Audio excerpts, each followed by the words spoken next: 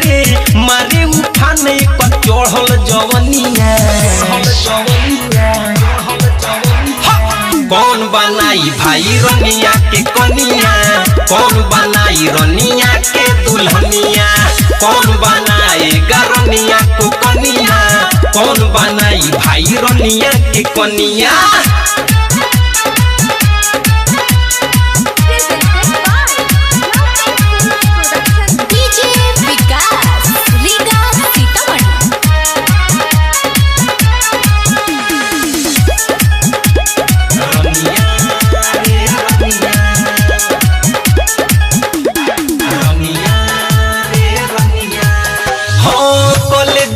भाई कहिले साची मिली दहेज में बोलेरो अपाची। अरे कल बियाह भाई कहिले साची मिली दहेज में बोलेरो अपाची। अपने कमाई तोहके खियाई, अपने कमाई तोहके खियाई, ओसे का भले बिया नाच के नचनिया। कौन बनाई भाई रनिया के कनिया, कौन बनाई रनिया के दुल्हनिया, कौन बनाएगा रनिया को कनिया, कौन बनाई भाई रनिया के कनिया। कौन बनाई भाई रनिया के कनिया, कौन बनाई भाई रनिया के कनिया। आप सुन रहे हैं अमित पटेल की आवाज में।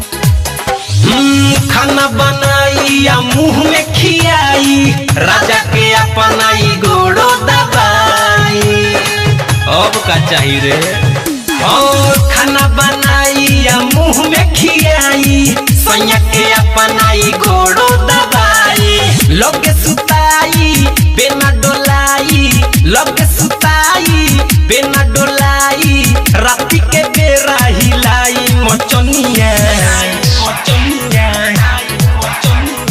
कौन बनाई भाई रनिया के कनिया, कौन बनाई रनिया के दुल्हनिया, कौन बनाएगा रनिया को कनिया, कौन बनाई भाई रनिया के कनिया।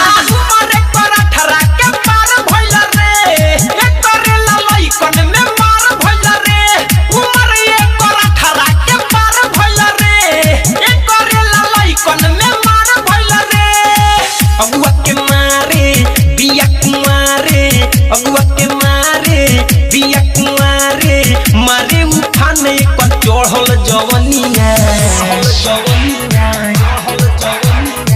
कौन बनाई भाई रनिया के कनिया, कौन बनाई रनिया के दुल्हनिया, कौन बनाएगा रनिया को कनिया, कौन बनाई भाई रनिया के कनिया।